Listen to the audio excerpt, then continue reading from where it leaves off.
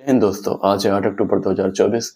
2 दिन पहले ईरान में सिमनान नाम का एक इलाका है जो कि आप नक्शे में देख सकते हैं, जो ईरान का नॉर्दर्न इलाका है और जो पामीर के पठार हैं और जो हिंदू कुश माउंटेन है, उसी के बाद से स्टार्ट होता है वो जो वैली है।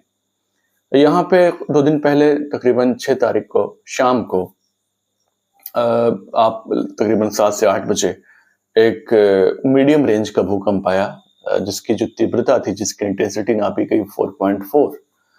आप देख सकते हैं जैसा कि कई सारे न्यूज़ चैनल्स पे भी आई मीन प्रिंट मीडिया पे भी दिखाया गया है, हिंदुस्तान के अंदर भी। और पिछले अगर हम 10 साल का रिकॉर्ड उठा के देखें तो जिस ज़ोन में ईरान के जिस ज़ोन में भूकंप आया हुआ है, वो अमूमन वहाँ पे भूकंप आता नहीं है। और ये बड़ी कयास लगाई जा रही है जो जियोपॉलिटिक्स को समझते हैं, और चूंकि इजराइल और ईरान वार जो है, इनकी जो हिस्ट्री है लड़ाइयों की, वो आज की नहीं है, सैकड़ों साल पुरानी है। तो उस पस मंजर में अगर हम देखें तो ऐसे इम्कान है, ऐसी संभावनाएं हैं कि ईरान ने चोरी छुपे न्यूक्लियर टेस्ट किया है उस इलाके में।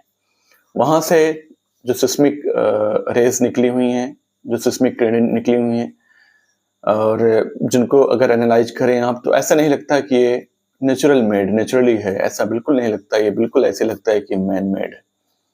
मैं आपको रिमाइंड कराता चलूं कि सन 2013 में जो नॉर्थ कोरिया है, उसने भी इसी टाइप के टेस्ट किए थे। जो नॉर्थ कोरिया का जो कोस्टल जोन है, कोस्टल इलाका है, जो समुद्री इलाका है, वहां पे आप देख सकते हैं कि इसका एक अलग सा इंसाइक्लोपीडिया पेज भी है, जिसपे आप गूगल पे जाके तो इंसाइक्लोपीडिया देख सकते हैं कि 2013, जैसे आप जानते हैं कि 2013 की शाम को नॉर्थ कोरिया में ये खबर आई कि जो कोस्टल इलाका है, जो समुद्री इलाका है, वहां पर भूकंप आया, जिसकी रेंज लगभग 5.6 के करीब थी।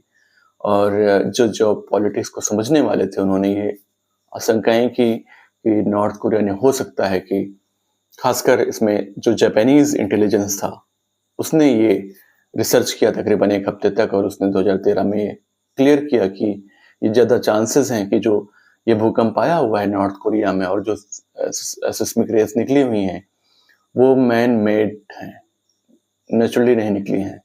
बाद में क्लियर हो गया, CIA और जो जापानीज इंटेलिजेंस थी, उसने पता कर लिया कि हाँ, नॉर्थ कोरिया ने न्यूक्लियर टेस्ट किए थे। बाद में 1 महीने बाद जो नॉर्थ कोरिया था, उसने खुद ही जग जाहिर किया, उसने स्पष्ट किया कि हाँ, उन्होंने न्यूक्लियर टेस्ट किया था, जो कि पार्शली सफल रहा। तो ये बिल्कुल ऐसी ही सेम संभावनाएं, और मेरी जो एनालिसिस है, मैंने जो देखा हुआ है, लगभग 95% चांसेस है कि ईरान ने न्यूक्लियर टेस्ट कर लिया है। न्यूक्लियर टेस्ट का जो श्रृंखला है, जो इतिहास रहा है, स्टार्टिंग में तो अगर देखें तो जो ईरान के सुप्रीम लीडर हैं, अली खामेनेई साहब सर, उन्होंने तो बिल्कुल अपना फतवा जारी किया। फतवा बेसिकली एक टाइप का एक इस्लामिक जुरिस्प्रूडेंस, एक इस्लामिक रूलिंग होती है। तो उन्होंने जो 1998-99 में जो ये फतवा जारी किया था कि जो ईरान है वो कभी भी न्यूक्लियर टेस्ट नहीं करेगा, क्योंकि न्यूक्लियर टेस्ट अगर किया जाएगा तो उससे जो वेपन बनेगा, उससे लाख करोड़ लोग मारे जा सकते हैं, उससे जो इनोसेंट लोग हैं वो भी मारे जा सकते हैं। इसलिए इस्लामिक जुरिस्प्रूडेंस के हिसाब से, इस्लामिक शरह के हिसाब से जो है न्यूक्लियर टेस्ट करना और न्यूक्लियर बम बनाना हराम है। तो ये तकरीबन 24-25 साल पुराना फतवा है जो सुप्रीम लीडर हैं खामेनेई साहब। लेकिन अब हो सकता है कि मूड उनका चेंज हो गया हो। जाहिर सी बात है कि अगर आप रिकॉर्ड उठा के देखें तो ईरान में कई सारी जो अच्छे संस्थाओं में जो के टॉप लेवल के साइंटिस्ट थे, खासकर वो जो न्यूक्लियर वेपन्स पे काम कर रहे थे, जो सोफिस्टिकेटेड वेपन्स पे काम कर रहे थे, पूरी उनकी एक रिकॉर्डेड हिस्ट्री रही है कि उनके उन लोकेशंस को, उनके उन साइंटिस्ट को टारगेट किया है मोसाद ने, CIA ने, इन दोनों एजेंसीज ने, और इवन जितने भी इंटरनेशनल यूरोपियन यूनियन की एजेंसीज रही हैं, इन लोगों ने इसको टारगेट किया है। तो जाहिर सी बात है कि एग्जिस्टेंशियल थ्रेट है ईरान के लिए। पहले तो उसका दुश्मन खुद सऊदी अरब जैसे कंट्रीज हैं, जो सुन्नी मेजॉरिटी कंट्रीज हैं वो हैं। उसके अलावा इसके साथ साथ अमेरिका एंड इजराइल, वो इन दोनों कंट्रीज को, इंक्लूडिंग सऊदी अरेबिया, अपने लिए एक एग्जिस्टेंस इंक्लूडिंग ईरान जो है वो सऊदी अरेबिया के साथ-साथ अमेरिका और इज़राइल को अपना एग्जिस्टेंशियल थ्रेट समझता है, जिसे कहते हैं कि आप अस्तित्व के लिए खतरा समझता है। तो ज़ाहिर-सी बात है, हो सकता है कि उनके इमाम ने, जो बड़े सुप्रीम लीडर, उन्होंने अपना परसेप्शन चेंज कर लिया हो, या फिर शरह में कुछ इधर-उधर कर लिया हो, कुछ इसमें मंतक निकाला हो कुछ।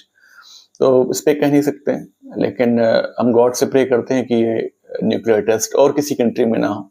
लेकिन ऐसा लगता है कि Iran is going to become the world's 10th country which has performed the nuclear test successfully. ऐसा chances हैं, and it is more than, I mean, the chances of performing this nuclear test by the Iran is more than 95%. So ऐसे कह सकते हैं कि हो सकता है। अब इसमें सबसे बड़ी मुश्किल जो आने वाली है वो इजराइल के लिए आने वाली है। हालांकि Israel also keeps nuclear bumps,